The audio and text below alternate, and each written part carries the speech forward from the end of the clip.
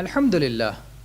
لا الہ الا اللہ وہ کلمہ ہے جسے اللہ تبارک و تعالیٰ نے دے کر تمام انبیاء کرام کو مبعوث فرمایا۔ چنانچہ سورہ انبیاء کی آیت نمبر 25 میں اللہ تعالیٰ نے ارشاد فرمایا، وَمَا أَرْسَلْنَا مِن قَبْلِكَ مِن رَّسُولٍ إِلَّا نُوحِي إِلَيْهِ أَنَّهُ لَا إِلَٰهَ إِلَّا أَنَا فَاعْبُدُونِ، اور ہم نے آپ سے پہلے جتنے بھی رسول بھیجے سب کے پاس یہ وحی کی تھی کہ لا الہ الا انا، یعنی لا الہ الا اللہ، اللہ کے سوا کوئی عبادت کے لائق نہیں ہے، کوئی سچا معبود نہیں ہے، لہٰذا اللہ ہی کی عبادت کریں۔ اور اسی طرح سے صحیح بخاری میں 44 نمبر پر یہ حدیث موجود ہے کہ انس رضی اللہ عنہ نے بیان فرمایا کہ نبی کریم صلی اللہ علیہ وسلم نے فرمایا، یخرج من النار من قال لا الہ الا اللہ وفی قلبہ وزن شعیرۃ من خیر، کہ جہنم سے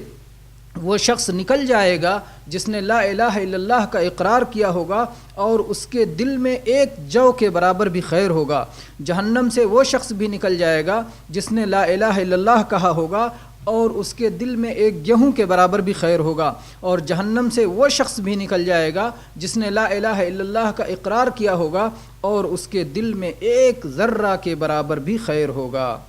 الحمدللہ۔